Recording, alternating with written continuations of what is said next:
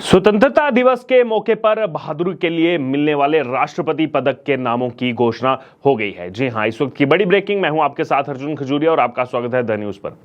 दरअसल ये नामों की चर्चा इस समय चल रही है क्योंकि आपको बता दें, माफिया अतीक अहमद के बेटे का एनकाउंटर करने वाले पुलिस कर्मियों को राष्ट्रपति पदक से सम्मानित किया जाएगा। इस वक्त की बड़ी ब्रेकिंग। दरअसल गैंगस्टर अतीक अहमद के बेटे असद का जो एनकाउंटर हुआ था पिछले वर्ष, उसको जो है काफी ज्यादा चर्चाओं में देखा गया था और अब ये एनकाउंटर करने वालों को राष्ट्रपति पदक से सम्मानित किया जाएगा। रिपोर्ट्स के मुताबिक 13 अप्रैल 2023 को झांसी में असद और शूटर मोहम्मद गुलाम को एनकाउंटर में मार गिराया गया था और ये मार गिराने वाली एसटीएफ टीम के 6 सदस्यों को राष्ट्रपति वीरता पदक जो है वो यहां पर अब मिलेगा। दरअसल यूपी पुलिस की अगर बात करें तो कुल 17 जवानों को राष्ट्रपति वीरता पदक मिलने जा रहा है।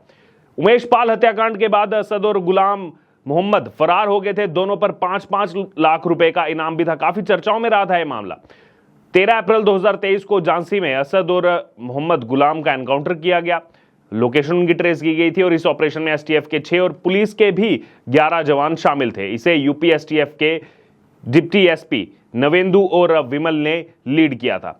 अब इस एनकाउंटर की स्टोरी भी आपको बता देते हैं। जिस एनकाउंटर की स्टोरी को जानना बेहद जरूरी है, क्यों इनको ये सम्मानित किया जा रहा है। दरअसल 24 फरवरी 2023 को प्रयागराज में राजूपाल हत्याकांड के मुख्य गवाह उमेश पाल की हत्या कर दी गई। हत्याकांड को बीच बाजार में अंजाम दिया गया। उमेश पाल जब अपने घर जा रहे थे तभी गली के बाहर कार से निकलते वक्त उन पर ताबड़तोड़ फायरिंग की गई। इस दौरान बम भी फेंके गए। उमेश पाल और उनके 2 सरकारी गनर की मौके पर ही मौत हो गई। मामले का सीसीटीवी फुटेज सामने आया। दिल दहला लेने वाला पूरा मामला था। इसके बाद असद और गुलाम की संलिप्तता इसमें पाई गई, जिसके बाद उत्तर प्रदेश पुलिस और एसटीएफ यानी स्टेट टास्क फोर्स की टीम लगातार असद और गुलाम की गिरफ्तारी के लिए दबिश देने लगी। दोनों पर 5-5 लाख रुपए के इनाम की घोषणा भी की गई। 48 दिन के बाद एसटीएफ के सोर्स ने असद और गुलाम की पहली लोकेशन झांसी के चीरगांव के पास होने की जानकारी एसटीएफ को दी। कंफर्म होने के बाद डिप्टी एसपी नवेंदु कुमार की टीम तुरंत चीरगांव पहुंच गई, लेकिन तब तक दोनों वहां से निकल गए थे, उस गांव में नहीं मिले। चीरगांव में मुखबिर ने बताया कि असद और गुलाम बाइक से पारीछा की तरफ गए हैं। बाइक की प्लेट पर नंबर नहीं लिखा हुआ था। मुखबिर ने यह भी उस समय एसटीएफ को जानकारी दी कि असद सफेद रंग का पठानी सूट पहने हुए है और काली टोपी लगाई है, जबकि गुलाम लोअर और dark green half T shirt पहने हुए है और सिर पर रुमाल बांधे हुए है। इतनी इंफॉर्मेशन से एसटीएफ के पास इस बात की सूचना जो है वो पुख्ता हो गई थी कि भागने वाला शख्स कोई और नहीं बल्कि असद और गुलाम मोहम्मद ही है।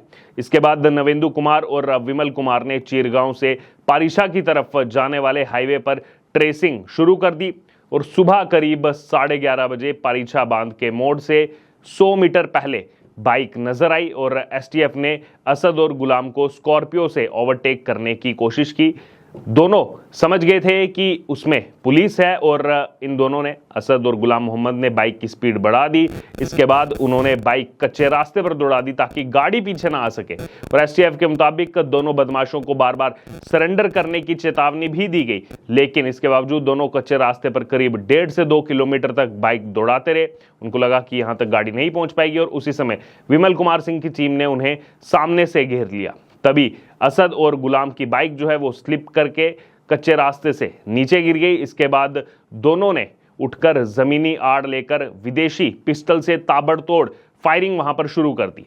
असद और गुलाम की तरफ से गोलीबारी के बाद एसटीएफ ने भी जवाबी फायरिंग की और जवाबी फायरिंग शुरू की गई। कुछ जवान जो है वो गाड़ी से उतरकर पेड़ की ओट में छिप गए और करीब 30 मिनट तक, आधे घंटे तक जो कहा जाता है यहां पर, आधे घंटे तक दोनों तरफ से रुक रुक कर फायरिंग चलती रही। नवेंदु कुमार ने अपनी पिस्टल से 2 फायर और विमल कुमार सिंह समेत टीम ने अपनी अपनी पिस्टल से एक फायर जो है वो किया। थोड़ी देर में बदमाशों की तरफ से फायरिंग आना बंद हो गई थी और कुछ देर इंतजार करने के बाद एसटीएफ ने जब पास जाकर के देखा तो असद, जो कि अतीक अहमद का बेटा था, और गुलाम दोनों घायल पड़े थे। दोनों को अस्पताल ले गए, जहां पर डॉक्टरों ने दोनों को मृत घोषित कर दिया था। और इसी बहादुरी के लिए अब यहां पर ये एसटीएफ के 6 जवानों को जो है अब राष्ट्रपति पदक से जो है यहां पर सम्मानित किया जा रहा है।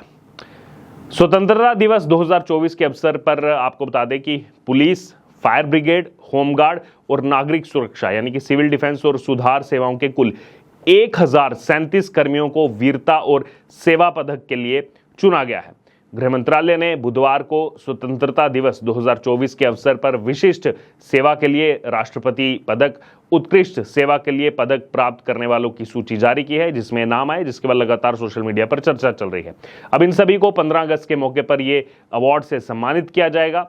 इस बार वीरता के लिए राष्ट्रपति पदक यानी कि PMG, president medal for gallantry medal 1 को दिया जाएगा। वहीं वीरता के लिए पदक जो है वो 213 कर्मियों को दिया जाएगा, गैलेंट्री मेडल, और इसमें पुलिस सेवा को 208, अग्निशमन सेवा को यानी फायर ब्रिगेड को 4, होमगार्ड और नागरिक सुरक्षा को 1 मेडल दिया जाएगा। वहीं वीरता के लिए राष्ट्रपति पदक president medal for gallantry Telangana police के हेड कांस्टेबल चाटुवू यादैया को दिया गया है। इन्होंने 25 जुलाई 2022 को हुई डकैती के मामले में दुर्लभ वीरता दिखाई। चेन स्नैचिंग और आर्म्स डीलिंग में शामिल 2 कुख्यात व्यक्ति ईशान निरंजन, नीलमनाली और राहुल को इन्होंने पकड़ा। इस दौरान बदमाशों ने इन पर चाकू से हमला कर दिया और उनके शरीर के अलग अलग हिस्सों यानी कि छाती, शरीर के पिछले हिस्से, बाएं हाथ और पेट पर कई बार वार किए गए। गंभीर जख्मों के बावजूद वह उन्हें पकड़ने में कामयाब रहे और इनका 17 दिनों तक अस्पताल में इलाज चला था। इसी बहादुरी के लिए उनको अब ये अवार्ड दिया जा रहा है। वहीं वीरता के लिए 213 पदक जो है GM यानी कि मेडल फॉर गैलेंट्री में से 208 पदक जो हैं वो पुलिस कर्मियों को दिए जा रहे हैं। इसमें भी सबसे ज्यादा जम्मू कश्मीर पुलिस के 31 कर्मी हैं, उत्तर प्रदेश और महाराष्ट्र के 17 कर्मी हैं, जबकि छत्तीसगढ़ के 15 कर्मी, मध्य प्रदेश के 12, झारखंड, पंजाब और तेलंगाना के 7 कर्मी मौजूद हैं, जबकि CRPF के 52 कर्मी, SSB के 14 कर्मी, CISF के 10 कर्मी, BSF के 6 कर्मी और बाकी पुलिस कर्मी अन्य राज्यों और केंद्र शासित प्रदेशों और CAPF के हैं। इसके अलावा दिल्ली और झारखंड अग्निशमन सेवा जो कर्मी हैं यानी फायर ब्रिगेड जो कर्मी हैं उनको 3 GM गैलेंट्री फॉर मेडल और 1 जो है यहाँ पर मेडल प्रदान किया जाएगा और उत्तर प्रदेश के कर्मियों को भी 1 GM जो है प्रदान किया जाएगा। और विशिष्ट सेवा के लिए 94 राष्ट्रपति पदक में से 75 पुलिस सेवा को, 8 अग्निशमन सेवा को, 8 नागरिक सुरक्षा, गृह सुरक्षा सेवा को और 3 सुधार सेवा को प्रदान किए जा रहे हैं। सराहनीय सेवा के लिए 729 पदक, MSM में 624 पुलिस सेवा को, 47 अग्निशमन सेवा को, 47 नागरिक सुरक्षा और गृह रक्षा सेवा को और 11 सुधार सेवा को यहां पर प्रदान किए जा रहे हैं। और गैलेंट्री अवार्ड्स के बारे में आपको बता दें तो साल में 2 बार ये अवार्ड्स दिए जाते हैं। हर बार अलग अलग कर्मियों को इस मेडल के लिए चुना जाता है, यानी कि हर बार कोई नया इस पदक को लेता है, जीतता है। सबसे पहले 26 जनवरी यानी कि गणतंत्र दिवस के मौके पर ये अवार्ड दिए जाते हैं और दूसरी बार 15 अगस्त यानी कि स्वतंत्रता दिवस के मौके पर ये मेडल दिए जाते हैं, जो कहीं ना कहीं अपनी बहादुरी जो उन्होंने दिखाया, जो शौर्य दिखाया और शौर्य दिखा करके देश सेवा में एक आहुति की, उसका फल ये एक राष्ट्रपति पदक के रूप में जो है इनको सरकार की तरफ से दिया जाता है। बहरहाल अब क्या कहेंगे आप इस खबर पर? जो उमेश पाल हत्याकांड हुआ था उसमें मुख्य आरोपी जो थे असद और गुलाम मोहम्मद, उसका एनकाउंटर करने वाले STF के 6 पुलिसकर्मियों को यहां पर सम्मानित किया जा रहा है और बाकी भी डिटेल्स मैंने आपको बताई। अब आपका क्या कहना है इस पर आप जरूर हमारे कमेंट बॉक्स में शेयर करें और बने रहे द न्यूज़ के साथ। धन्यवाद।